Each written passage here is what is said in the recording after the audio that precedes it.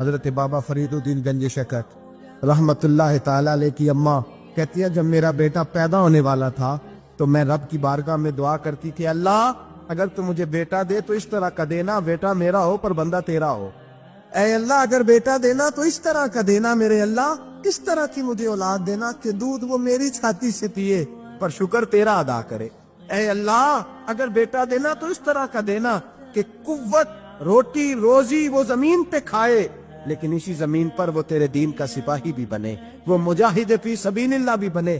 حضرت بابا صاحب کہتے ہیں مجھے شکر پسند تھی، اماں بڑے جتن کرتی ہے بیٹے کے لیے، بڑا کچھ کرتی ہے، اور بیٹے روٹی ٹائم پہ کھانا کھلا کا، کہتے ہیں مجھے شکر پسند تھی۔ میری اماں سردیوں کے ٹھنڈے موسم میں اٹھ کے میرے لیے پانی بھی گرم کرتی، مصلی بھی بچھاتی، اور پھر ایک پڑیا شکر کی بنا کے میرے مصلی کے نیچے بھی رکھتی، کہتی بیٹا نماز پڑھے تو اللہ شکر دیتا ہے۔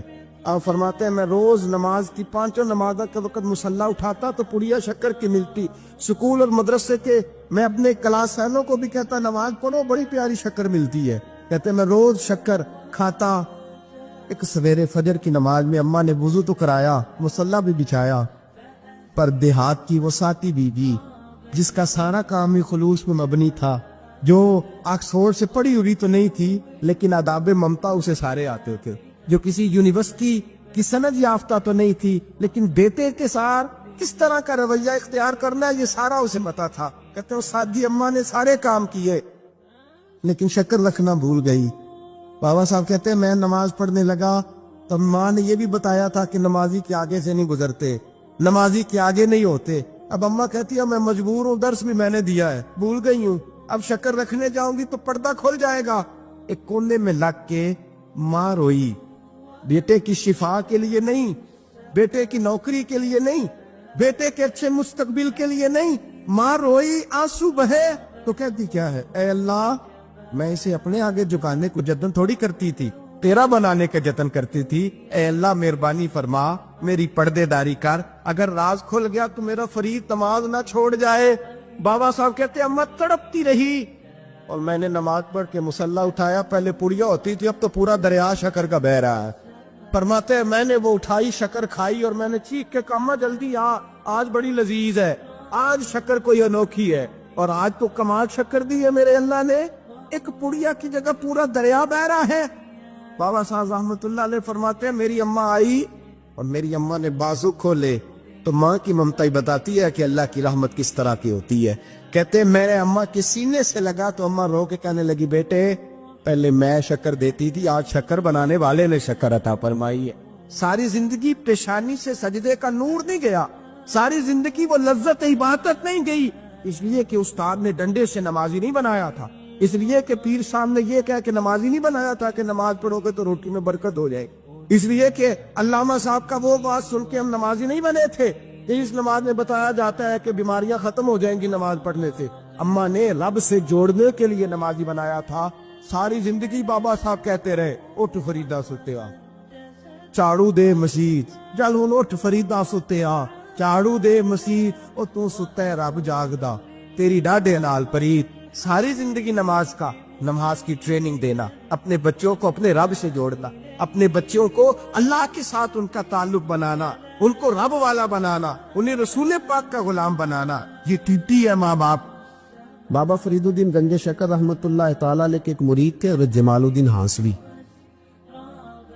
بابا صاحب کو مرید سے بڑا پیار ہو گیا، وہ ہانسا کے رہنے والے بابا صاحب پاک پتن کے، تو وہ بیچارے اکیلے بھائی کے، والد بھی فوت ہو گیا تو ماں بوڑھی تھی۔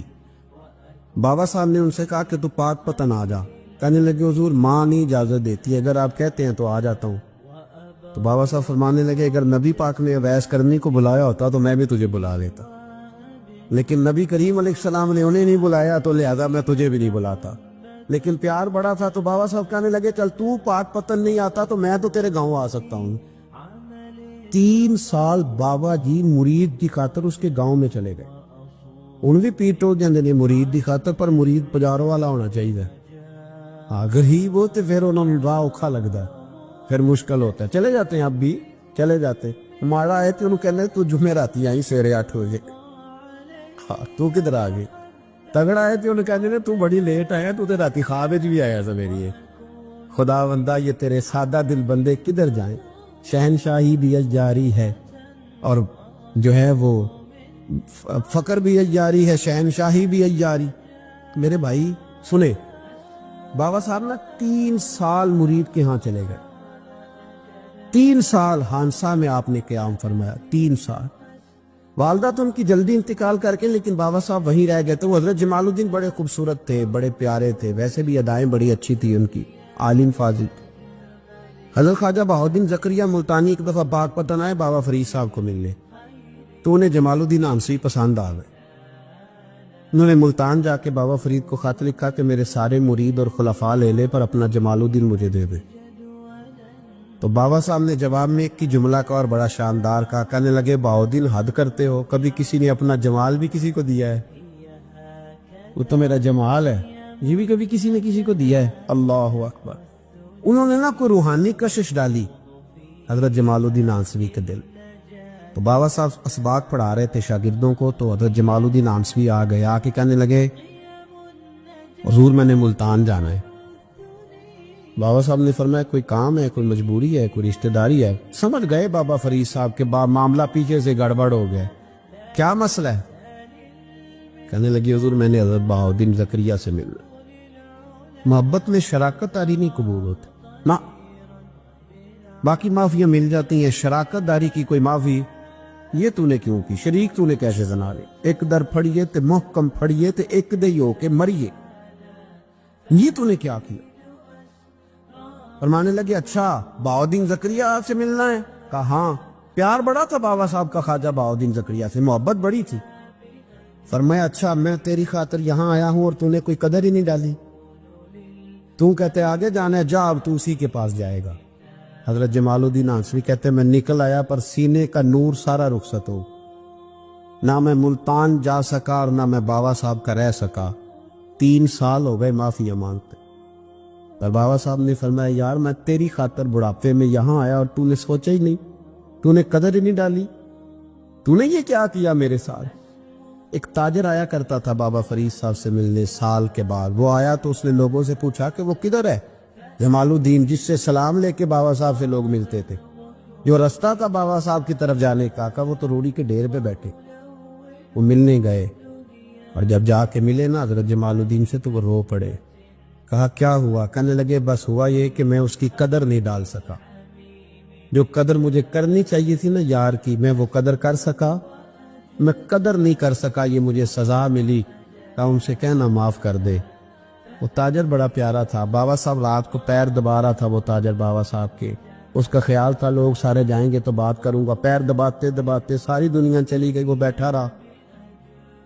بابا صاحب بولے، فرمانے لگے جاتا کیوں نہیں؟ جمال الدین کی بات کرنی ہے، جمال الدین کا ذکر کرنا ہے، چل کر۔